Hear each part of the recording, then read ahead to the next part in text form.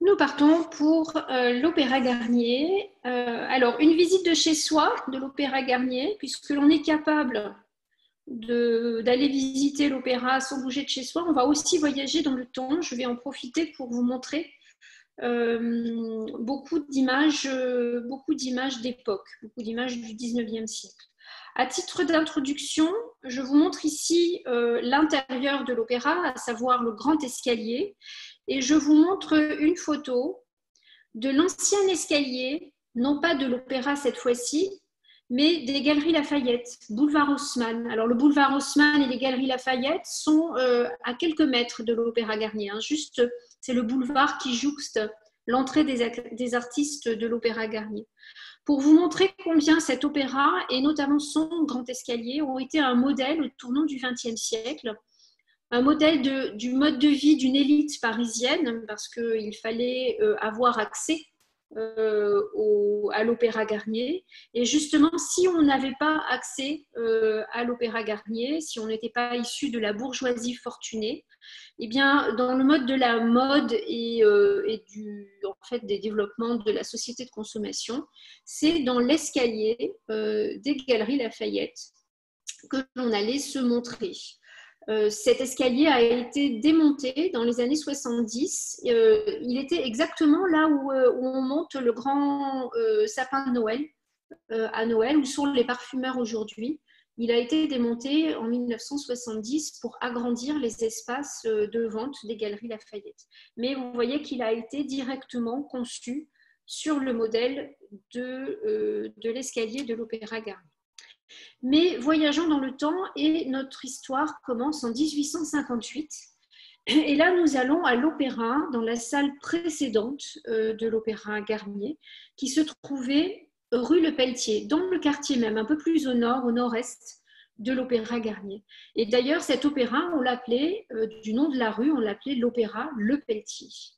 Le 14 janvier 1858, un attentat vise l'empereur Napoléon III le soir devant l'opéra. Ni lui ni l'impératrice Eugénie ne seront touchés. Il y aura quand même 8 morts lors de cet attentat.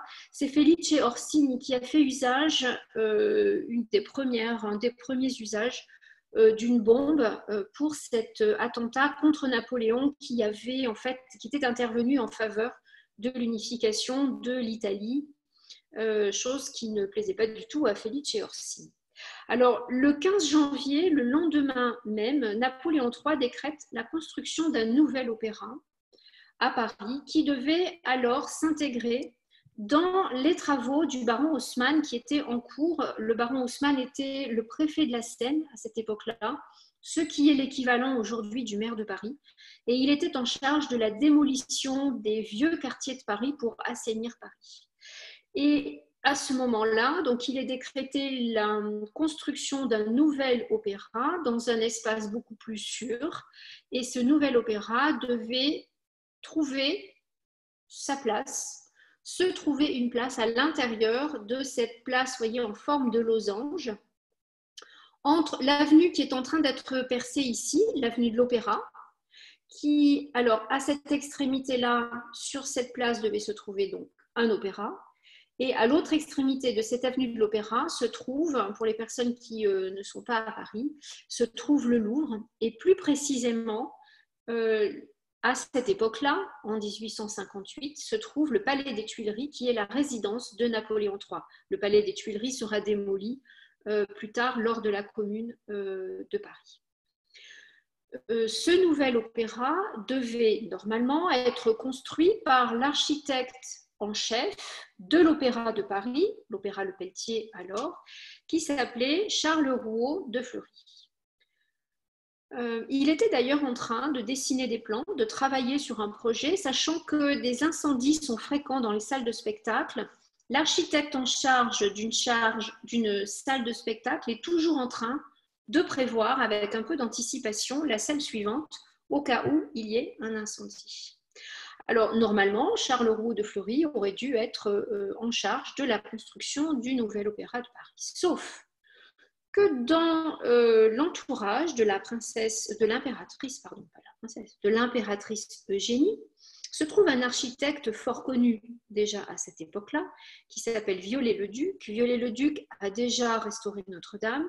Il est en train de restaurer pour le couple Napoléon III et l'impératrice Eugénie, il est en train de restaurer le château de Pierrefonds et il aimerait bien construire ce nouvel opéra. Alors, très malin, Viollet-le-Duc va toucher deux mots à l'impératrice Eugénie, va lui dire que si on propose un concours d'architecture, eh bien, on aura le choix, on ne sera pas obligé d'accepter le projet de Charles Roux de Fleury, ce qui lui donnera par la même occasion la possibilité de participer à ce concours d'architecture.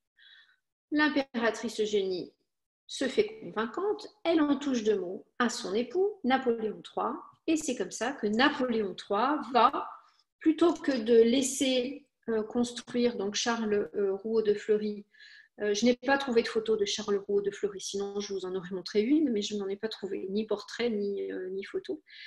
Eh bien, Napoléon III va décider donc que cet opéra, ce nouvel opéra de Paris, serait construit donc après un concours d'architecture. Donc, ce concours reçoit 171 projets qui arrivent donc sur la table du jury. Première sélection effectuée par le jury, eh bien, sont éliminés les projets de Charles Rouault de Fleury et de Viollet-le-Duc. Et c'est le projet d'un tout jeune architecte, Charles Garnier, qui est diplômé de l'École des Beaux-Arts et Grand Prix de Rome en 1848, qui va être sélectionné. Il a 36 ans, il est très jeune, il n'a même pas d'agence, il n'a rien construit. Il va donc s'entourer d'une équipe, ses anciens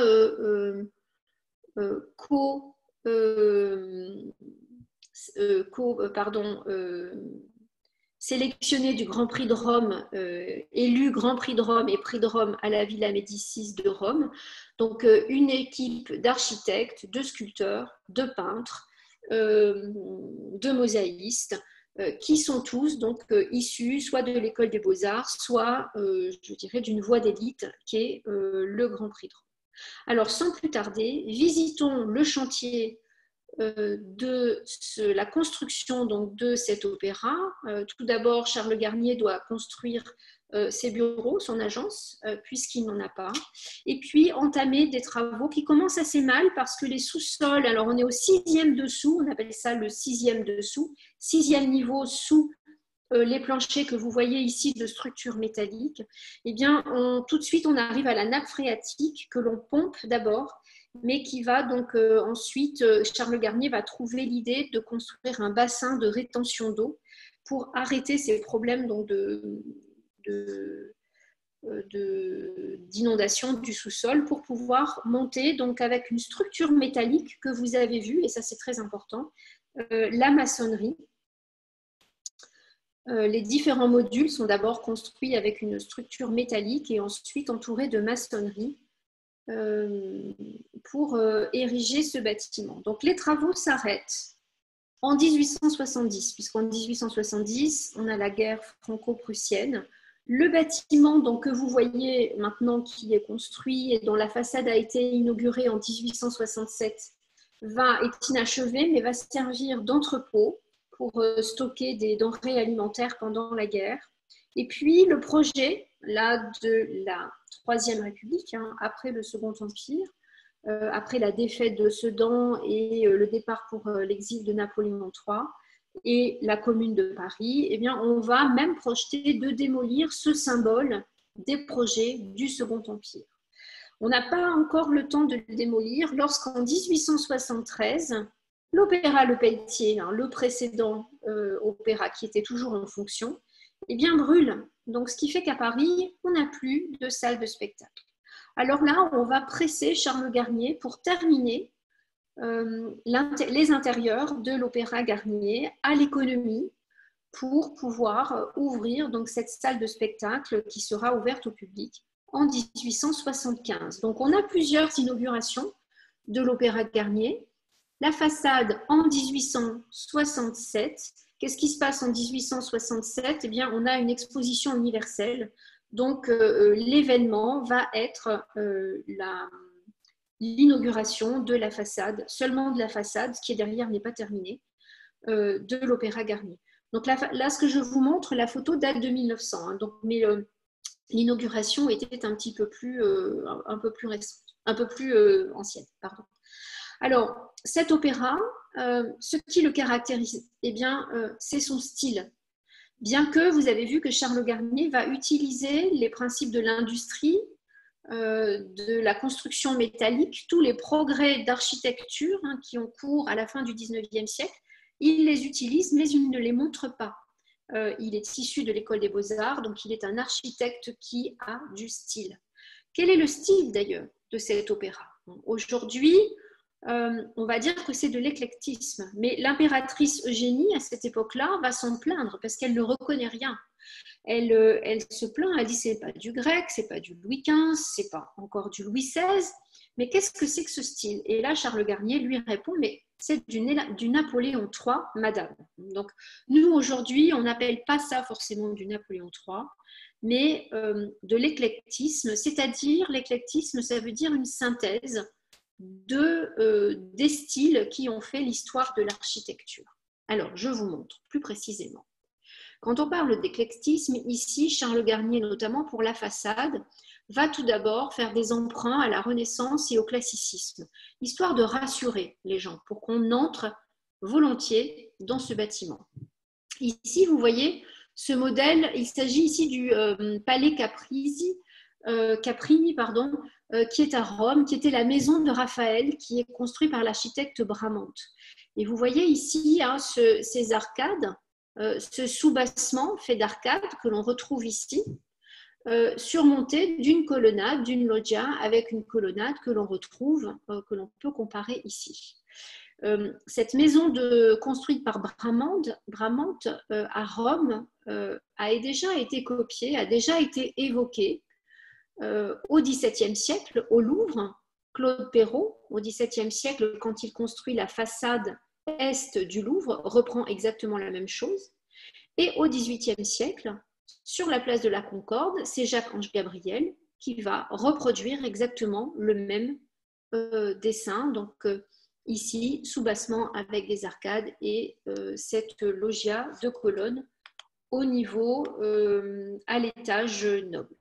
Mais ici, Charles Garnier va ajouter d'autres éléments, d'autres ornements. C'est surtout l'exubérance des décors qui emprunte à l'art baroque. Ici, je vous montre ne serait-ce que la toiture où vous avez, vous voyez, ces guirlandes dorées. Vous avez ces deux groupes sculptés dans les avant-corps que sont l'harmonie et la poésie lyrique. Et vous avez surtout cet Apollon Musagète que je vous montre d'un peu plus près, qui se trouve sur, vous voyez ici, sur le toit, le dôme de la salle de spectacle. Alors cet Apollon Musagète, parce qu'il montre sa lyre, et normalement il est entouré des muses, là il est entouré de deux des muses, il nous prévient, nous qui sommes dans l'avenue de l'Opéra, on se situe ici, voyez, on monte vers l'Opéra, il nous prévient, attention, vous allez entrer dans mon monde, vous allez entrer dans le lyrisme. Donc il va falloir, vous, mortels, êtres humains, il va falloir que vous quittiez vos petites tracasseries et les choses de votre vie quotidienne pour faire suivre un parcours initiatique et entrer dans ce que Voltaire appelait le monde des fées, dans le lyrisme. Donc, il va falloir que l'on poursuive dans notre visite ce parcours initiatique ici que Garnier reproduit dans son bâtiment. Alors, dans les décors, on a surtout ce qui est retenu en 1867, ce qui est très nouveau, alors quand cette façade va être dévoilée, c'est les couleurs, la polychromie des marbres. C'est le premier bâtiment polychrome à Paris au XIXe siècle. Avec, vous voyez ici, donc je vous montre ici une partie qui est ici, de plus près. Vous avez des marbres de couleur. Ici, on a de la brèche violette, on a du vert de Campan. Il y a 33 marbres de couleurs différentes qui sont utilisées à la fois sur cette façade, dans la loggia ici, dans laquelle on peut se promener, et dans l'escalier. Et vous voyez ces bustes dorés, ces bronzes dorés qui sont, vous voyez, on les retrouve ici sur la façade, mais aussi tout autour du bâtiment. C'est un panthéon que Garnier écrit. Donc il s'agit ici, vous voyez, de Beethoven avec sa date de naissance et sa date de mort, et un panthéon de tout ce qui compte de compositeurs, de librettistes, de protagonistes importants dans l'histoire de la création lyrique de l'opéra, qui fait le pourtour, le décor de ce bâtiment. Alors ici sur la façade, de la toiture de cet Apollon Musagète jusqu'au trottoir, la façade est couverte de stucs, de sculptures, de bas-reliefs. Je vous montre, pour être assez brève, la plus connue. Il s'agit ici de cette représentation de la danse qui est de la main de Jean-Baptiste Carpeaux, donc Grand Prix de Rome. Jean-Baptiste Carpeaux étant proche de Charles Garnier, qui va réaliser cette allégorie de la danse. On a ici, elle est ici, la danse, le groupe sculpté qui est ici et la tragédie. Et puis on a ici la poésie lyrique, la musique, pardon, ici, la musique instrumentale et la poésie lyrique ici. Et donc si on compare, vous voyez que la nouveauté, le scandale provoqué par le dévoilement de ce groupe sculpté en 1867, on voit bien en quoi le groupe sculpté de Jean-Baptiste Carpeaux est différent. Déjà, on compte 9 figures ici, 9 personnages, vous voyez, qui tombent, qui s'amoncellent autour de l'allégorie de la danse. Ce jeune personnage androgyne, au scandale, androgyne qui porte ici un tambourin est l'allégorie de la danse. C'est cet attribut du petit tambourin ici représente la danse. Il est décollé de la façade, alors qu'ici on a vraiment un bas-relief. Les 3 figures sont vraiment collées à la façade. Elles sont hiératiques, elles sont habillées, elles sont classiques, elles sont sévères, alors qu'ici, vous voyez bien qu'il y a du mouvement, il y a de la danse, il y a de la joie. Ces femmes sont nues, ce sont des vrais corps de femmes. Nous sommes 2 ans après Olympia de Manet, que je vous ai présenté lors de la visite du musée d'Orsay. Et l'effet est exactement le même, c'est-à-dire qu'on a des femmes, de vrais corps de femmes qui sont nus. On a ici, quand on regarde de près, on voit bien cette main qui vient attraper le dos et qui va s'imprimer dans la chair du dos de cette femme. Donc on n'est pas face à des corps de déesses idéales, des idées de la beauté et de la danse. On est vraiment face à une farandole de femmes qui sont nues, qui montrent leur gorge ici et qui, dans leur jeu de regard et de sourire, expriment le plaisir. Et nous sommes dans la rue. Donc ce groupe sculpté va créer le scandale, il va être agressé, quelqu'un va jeter une bouteille d'encre sur cette saleté de sculpture et on va demander à Jean-Baptiste Carpeaux de l'enlever et de refaire autre chose. Jean-Baptiste Carpeaux refuse, il dit que ce sera ça ou rien, et Garnier accepte parce qu'il apprécie beaucoup le travail de Carpeaux, ils sont proches et donc cette sculpture va rester jusque dans les années 60, l'original reste jusque dans les années 60 sur le trottoir et il est transféré ensuite dans les collections donc, du musée du Louvre et il est aujourd'hui, l'original est aujourd'hui au musée d'Orsay. Ici, il s'agit d'une copie qui a été réalisée par le sculpteur Belmondo, le père du comédien. Donc voilà pour cette façade. Je vous propose maintenant alors une vue du bâtiment pour vous montrer qu'il y avait donc en 1875 3 entrées possibles pour les spectateurs. Alors ici, sur le pavillon ouest, une entrée privative est très sûre. Garnier a gagné le concours pour plusieurs raisons. Notamment le fait qu'il ait bien compris pourquoi Napoléon III demande un nouvel opéra, c'est pour des raisons de sécurité.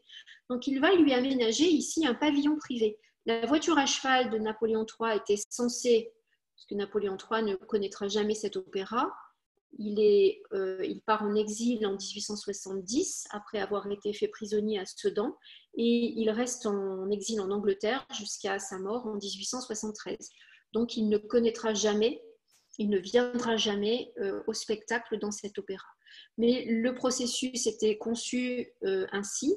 Sa voiture à cheval devait monter sur cette rampe, entrer dans ce pavillon, pouvoir sortir à couvert et par un couloir ici, simplement traverser un couloir, rejoindre ici la loge de Seine, la loge impériale de Seine de Napoléon III, la loge impériale de l'impératrice Eugénie est juste en face.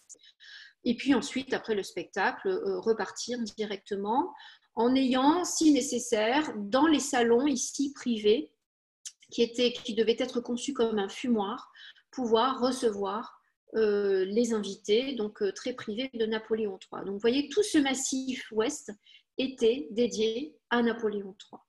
Une autre possibilité pour entrer à l'opéra, je crois que j'ai une vue, alors attendez, j'ai une vue, oui, voilà, du pavillon aujourd'hui. C'est l'entrée en fait qu'utilisent les visiteurs quand on vient visiter l'Opéra Garnier la journée, hein, pas pour le spectacle. Pour le spectacle, nous utilisons aujourd'hui l'entrée principale de la façade. Mais c'était en fait une entrée très peu utilisée au XIXe siècle.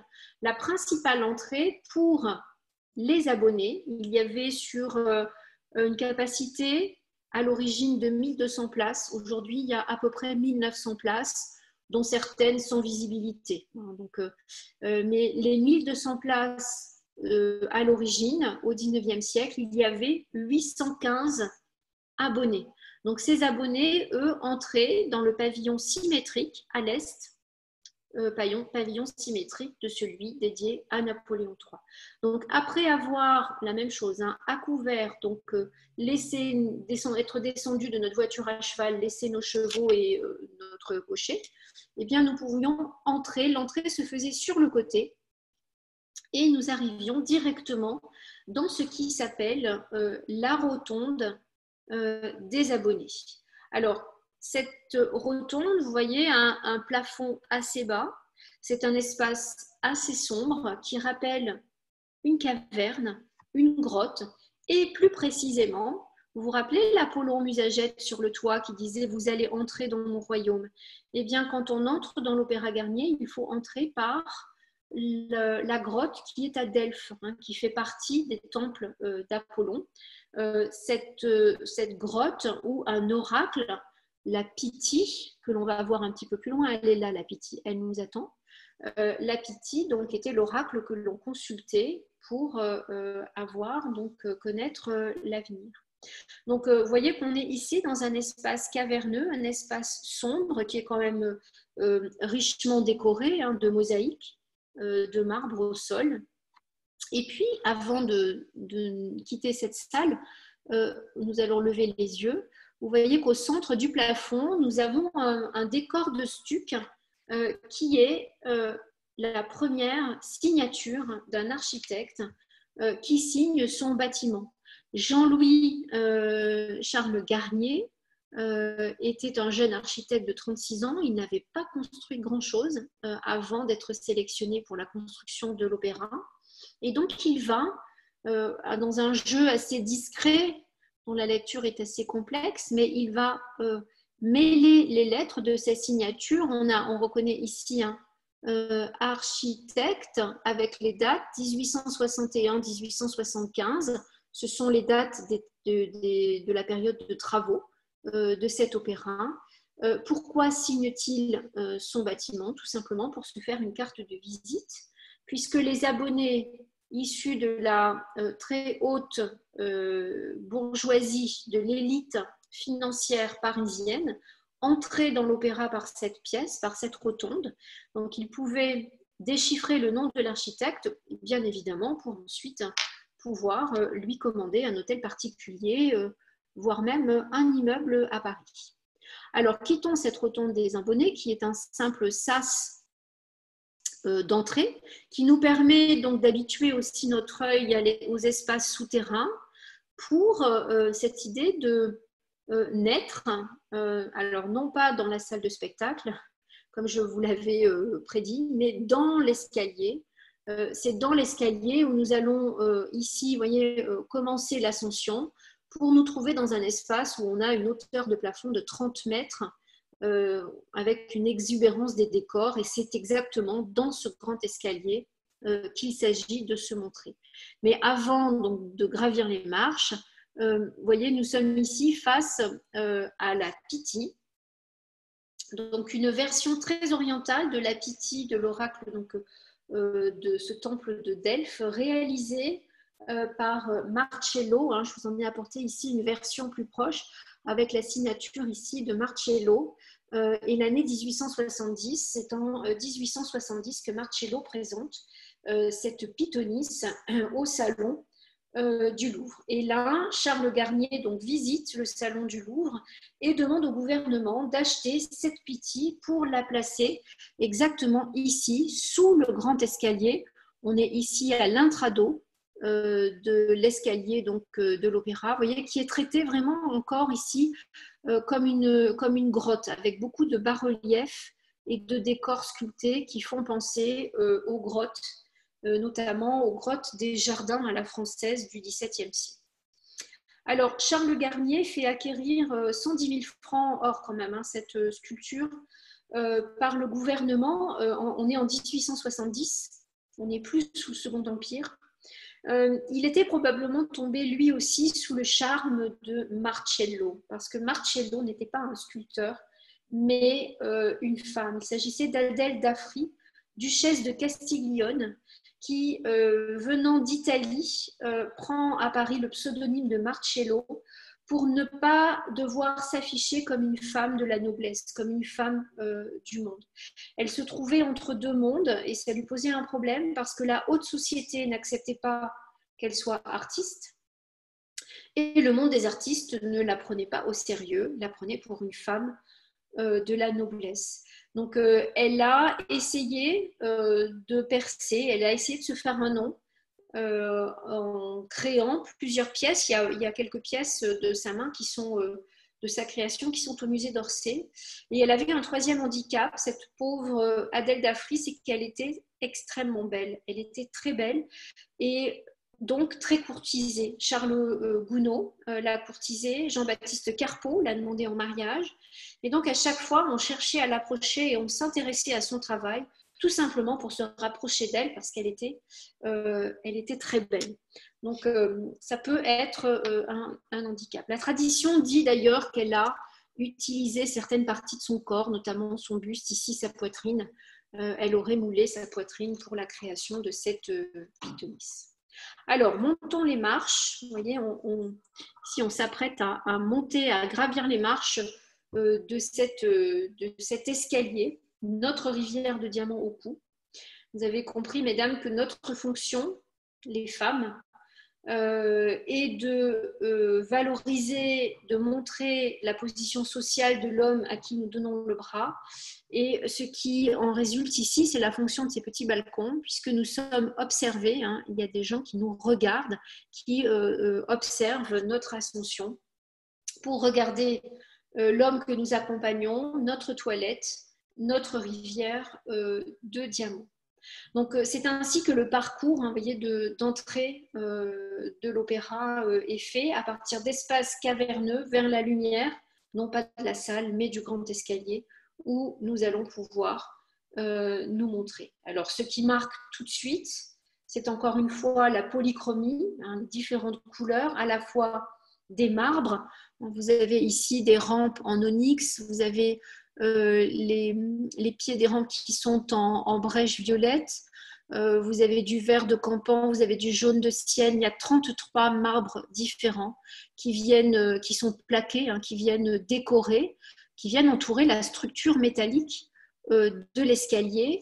Cet escalier que Garnier conçoit pour l'opéra trouve son modèle dans l'escalier du théâtre de Bordeaux qui avait été construit par Victor Louis au XVIIIe siècle. Ce dessin, vous voyez, en une rampe ici, en une volée d'escalier qui se sépare en 2 volets différents avec ici l'entrée des places en parterre d'orchestre réservées aux hommes et puis sur le côté, ici pour les baignoires et à l'étage supérieur pour les loges réservées aux femmes.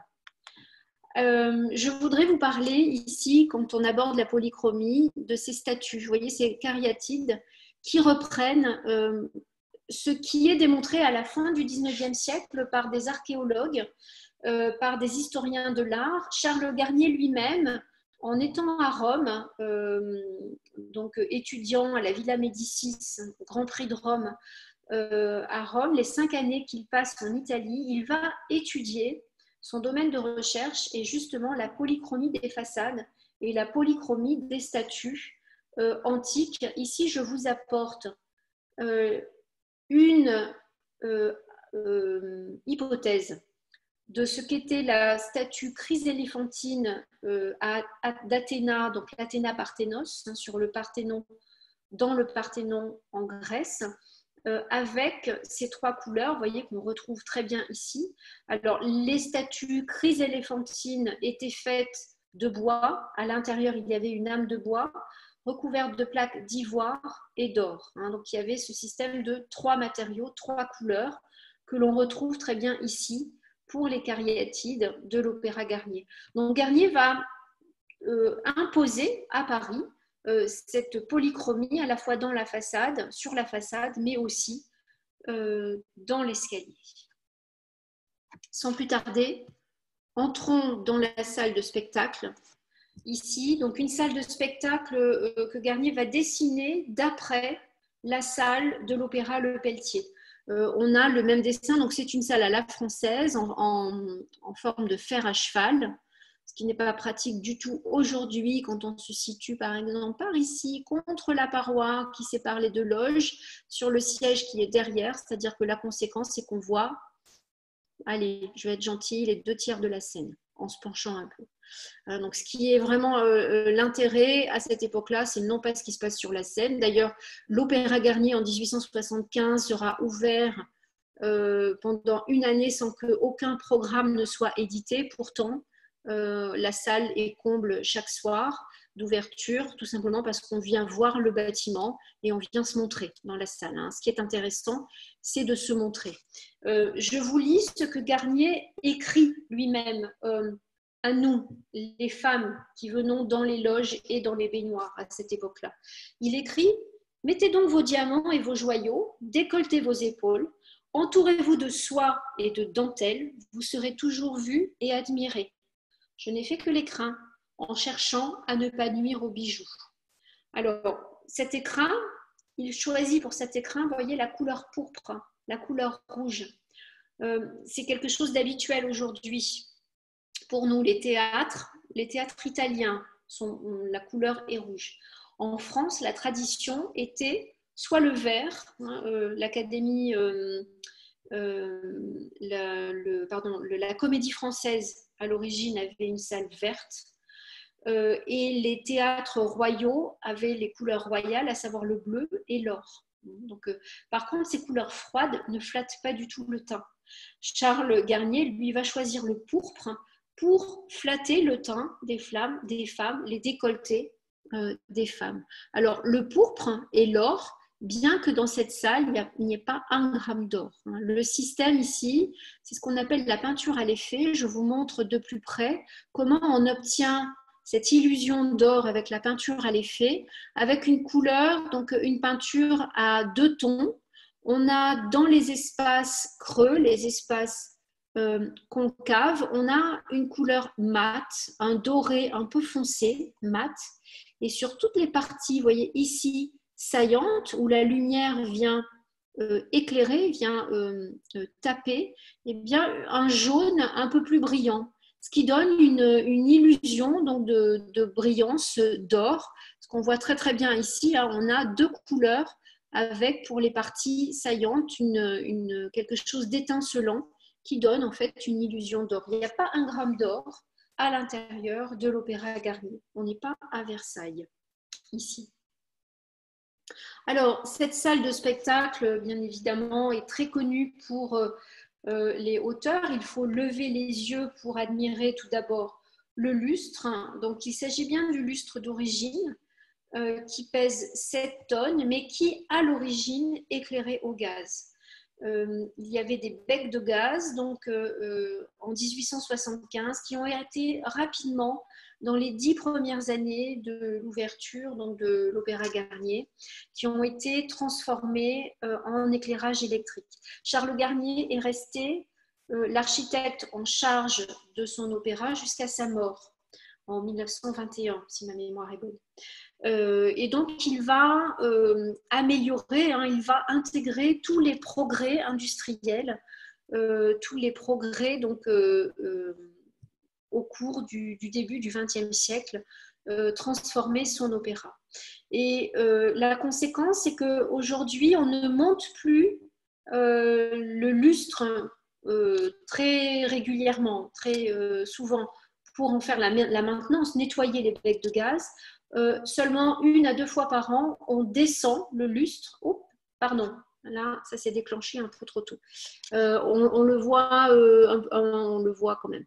On descend, vous voyez, le lustre pour changer les ampoules et nettoyer les pampilles, alors qu'à l'origine, ici je vous apportais un plan, mais qui est venu, une coupe de l'opéra, mais qui est venu un peu trop tôt. Ici, vous avez cet espace ménagé dans la coupole qui était, vous voyez, on tirait le lustre, on le remontait pour le nettoyer les becs de gaz et le redescendre ensuite. Et ces espaces aujourd'hui ont été transformés et aménagés en salle de répétition pour le corps de ballet. Alors, ce mécanisme de montée et de descente du lustre n'a pas provoqué, comme l'a écrit Gaston Leroux dans le Fantôme de l'Opéra, n'a pas provoqué la chute du lustre, mais la chute d'un des contrepoids de ce lustre qui est tombé pendant une représentation sur une pauvre dame qui est décédée, qui se trouvait assise au fauteuil numéro 13. Le plafond. La peinture du plafond. Je vous montre ici une esquisse du plafond d'origine, réalisée par le peintre Leneveu, qui a voulu protéger les pigments, qui a voulu protéger sa peinture des fumées et de la noirceur provoquée par l'éclairage au gaz. Il a donc réalisé un vernis de sa composition, un vernis maison, protecteur à son idée, de la peinture, des couleurs de son plafond. Le problème, c'est quand au XXe siècle, il a été question de nettoyer cette peinture, de la restaurer, eh bien, les pigments venaient avec le vernis. Donc, il a fallu le laisser en place, non restauré, et c'est André Malraux qui a commandé à Marc Chagall un deuxième plafond qui se trouve donc 10 cm en dessous de celui d'origine, qui est toujours en place, pour pouvoir apporter un nouveau plafond à l'opéra, à la salle de l'Opéra Garnier. Alors, ce plafond livré en 1964 et offert par Marc Chagall à la ville de Paris. Chagall voulait rendre hommage à la France et à la ville de Paris où il a connu la couleur à son arrivée en 1910. Eh bien, il va, avec son style poétique et ses couleurs, qui sont des couleurs franches, des couleurs brutes, ce qui est évidemment parfois critiqué, controversé, et son style aussi, qui est un style moderne. Il va rendre hommage à Garnier en continuant, en poursuivant ici le panthéon que Garnier avait écrit tout autour de son bâtiment. Garnier s'arrête en 1867, quand il réalise le panthéon des librettistes et des compositeurs donc, de l'histoire de l'opéra.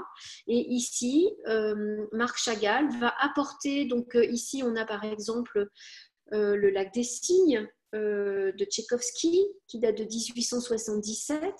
Il apporte aussi son répertoire russe, que ne connaît pas forcément Garnier, mais de toute façon le répertoire du XXe siècle, qui n'était pas connu à l'inauguration de l'Opéra Garnier.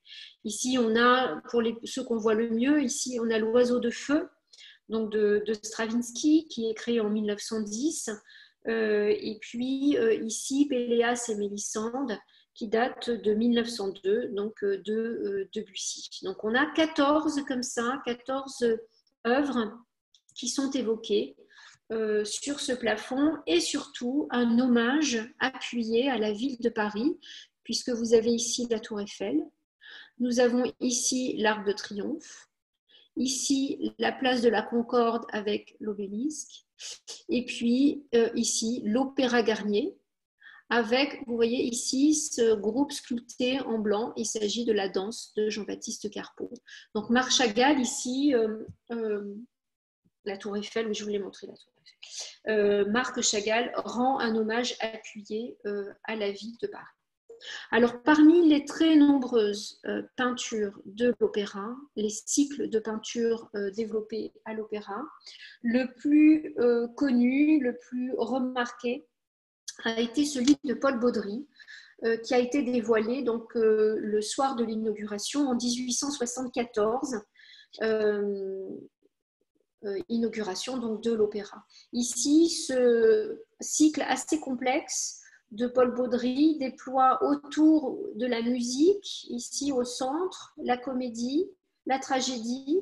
Vous avez au sud des scènes où la musique et la danse ont un rôle dans les récits bibliques qui font face aux épisodes, aux récits mythologiques où également la musique et la danse jouent un rôle, avec des espèces de conversations comme ça, un peu à l'image des vitraux des cathédrales où on a les scènes du Nouveau Testament qui conversent avec les scènes de l'Ancien Testament. Alors j'évoque l'Église ici parce que vous pouvez imaginer qu'en 1874, l'Église n'était pas du tout satisfaite de cette ici de disposition des récits bibliques. Notamment, on a par exemple ici le songe de Sainte Cécile, ce songe de Sainte Cécile qui fait face à la mythologie dans un temple du divertissement. Ça n'a pas plu du tout à l'Église. Ce grand foyer ici de l'Opéra Garnier sert comme dans les anciennes galeries des palais. J'évoque ici la galerie d'Apollon au Louvre, ou la Galerie des Glaces à Versailles, sert de déambulatoire. Dans ces galeries des palais, on allait se promener, on allait marcher, même si aujourd'hui ces galeries peuvent servir, y compris le grand foyer, peuvent servir de salle à manger. Ce n'était pas du tout la fonction de ces galeries. On y déambulait. Et dans un théâtre, on venait déambuler, mais aussi se réchauffer dans un foyer. La tradition était que les salles éclairées à la bougie ne comportaient pas de cheminée, donc pas de chauffage. Et donc, c'est dans les grands foyers, dans les foyers que l'on trouvait les cheminées et on pouvait à l'entracte à la fois venir se promener, déambuler, dégourdir ses jambes, mais surtout se réchauffer. Alors, je vous montre de plus près simplement ici le Parnasse, réalisé par Paul Baudry, que l'on a l'habitude de commenter. Alors, pour évidemment le Parnasse, on retrouve ici, bien sûr, le dieu protecteur des arts, Apollon. Vous avez les trois grâces, les trois personnifications de la joie dans la mythologie. Et puis, vous avez ici, entourant donc, Apollon, les 9 muses, et avec, de part et d'autre de ce Parnasse, une signature cachée, un peu osée, de la part de Paul Baudry. Je vous explique. Dans les angles, ici, dans l'angle côté nord, vous avez des mortels, ici, des humains qui osent, vous voyez, être assez proches. Vous avez ici ce personnage de dos qui converse avec Erato, la muse de la poésie lyrique. Ici, nous avons les plus grands compositeurs d'opéra. Ici, Lully qui discute avec Rameau. De profil, ici, Haydn, Gluck, Beethoven. Et ici, c'est carrément Mozart. Mozart, lui, il peut discuter, converser avec une muse. Donc, vous voyez, cette proximité ici, ce sont des mortels, des humains, mais qui, dans le monde lyrique, sont quand même reconnus comme presque des dieux. Et de l'autre côté, sur le côté sud, eh bien, vous avez ici Paul Baudry qui fait son portrait, pardon, Paul Baudry, il est là, juste en dessous, Paul Baudry, son frère, qui était antiquaire, et, non, c'est bien ça, pardon, je reviens, Paul Baudry, Paul Baudry, son frère, et ici, le profil de Charles Garnier, qu'on reconnaît bien. Donc, c'est, vous voyez, artiste de l'Opéra Garnier qui ose quand même, Paul Baudry, il ose les représenter face aux plus grands compositeurs de l'histoire du lyrisme.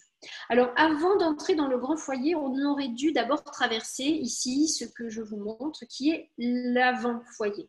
L'avant-foyer, lui, qui est donc qui colle en fait, qui jouxte le grand escalier, est complètement recouvert de mosaïques du sol au plafond, avec donc des mosaïques qui couvrent en fait tous les parterres, hein, tous les sols de l'opéra ici sont recouverts de ces mosaïques de marbre réalisées par une famille connue à Paris, alors la famille de mosaïstes italiens, les Facchina, qui avaient d'abord été embauchés par le notaire qui a réalisé la galerie Vivienne pour les personnes qui viennent se promener à Paris régulièrement.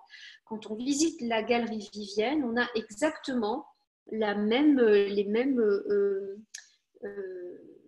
mosaïques de marbre.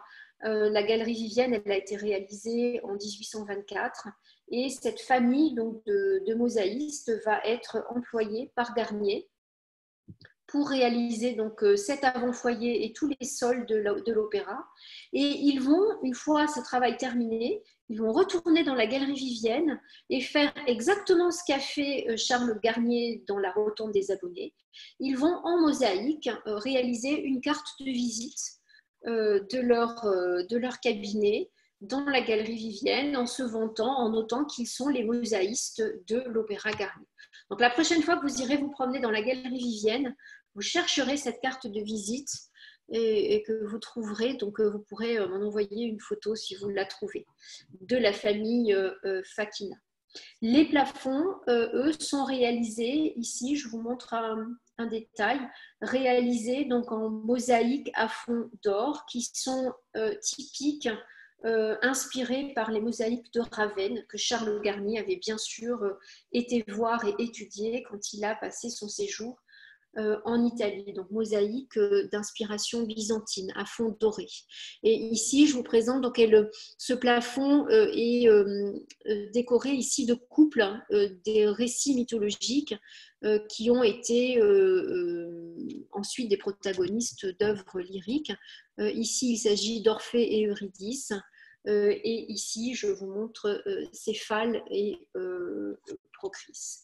Donc, aussi des sources d'inspiration des œuvres lyriques dans cet avant-foyer. De part et d'autre de l'avant-foyer, donc ici il y en a un et derrière nous il y en a un autre, se trouvent deux petits salons ronds que je vous montre ici, qui font partie des espaces qui ont été donc terminés par Charles Garnier après 1870, donc à l'économie.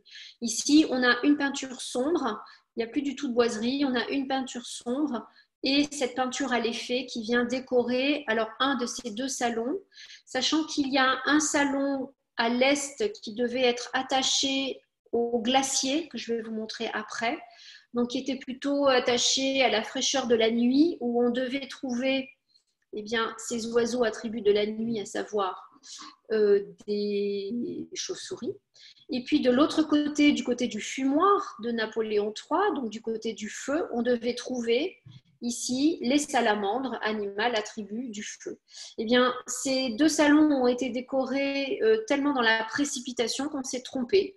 C'est-à-dire que ici, nous sommes du côté du fumoir, nous sommes du côté ouest et vous avez les petites chauves-souris et que les salamandres sont du côté du glacier.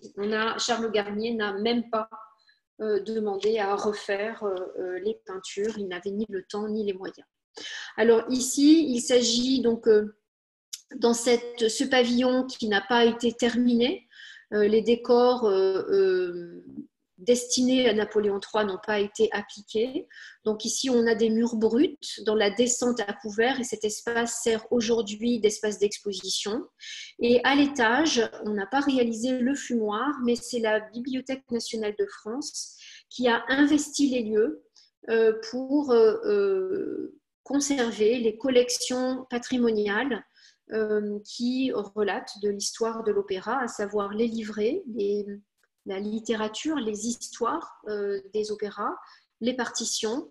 Et puis dans les vitrines ici, nous sont montrés, je vous en montre un, les petites esquisses, les travaux préparatoires des décors de scène.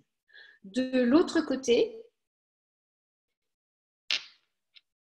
se trouve donc à l'est, se trouve le couloir qui mène au glacier. Donc vous voyez que comparé au grand foyer qui est juste là, on sort du grand foyer et on arrive dans ce couloir, vraiment le contraste est saisissant entre la richesse du grand foyer et la simplicité on a des badigeons et qui sont rehaussés simplement de peinture à l'effet.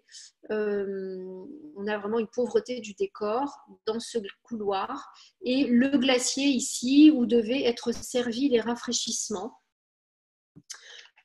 qui est donc décoré plus tard, après 1875, avec des décors, donc, vous voyez, dans le style de cette peinture au plafond plus tardif, et qui sont aujourd'hui, ici, vous voyez, décorés de tapisseries, dont les cartons évoquent ce qui est servi dans cette salle, à savoir, ça peut être du thé ou du café. Et ce sont des tapisseries qui ont été faites à la manufacture des Gobelins. Voilà, avant de quitter, donc de revenir ici dans le grand escalier et de quitter donc l'intérieur de l'opéra, je vous montre à travers donc cette coupe. Vous voyez, où nous avons ici les différents modules. C'est quand même assez moderne comme construction, même si on a du style et des décors historicistes, je dirais, qui entourent les différents modules et différentes structures. Mais on a ici un module pour le grand foyer. Vous avez ici l'avant-foyer, ici l'escalier, ici la salle de spectacle, la cage de scène avec, vous voyez, les sixièmes dessous et ici les bassins de rétention d'eau, tous les cintres pour monter et descendre les décors.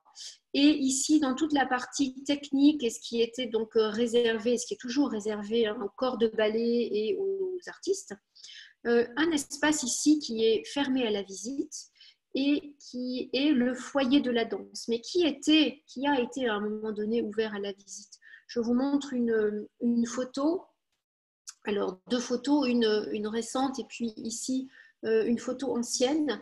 Ce foyer de la danse était conçu pour le corps de ballet, pour les danseurs et les danseuses, comme un espace de repos, un espace de répétition, un espace de concentration, vous voyez, avant d'entrer en scène, puisque ce foyer de la danse se trouve juste en arrière-scène.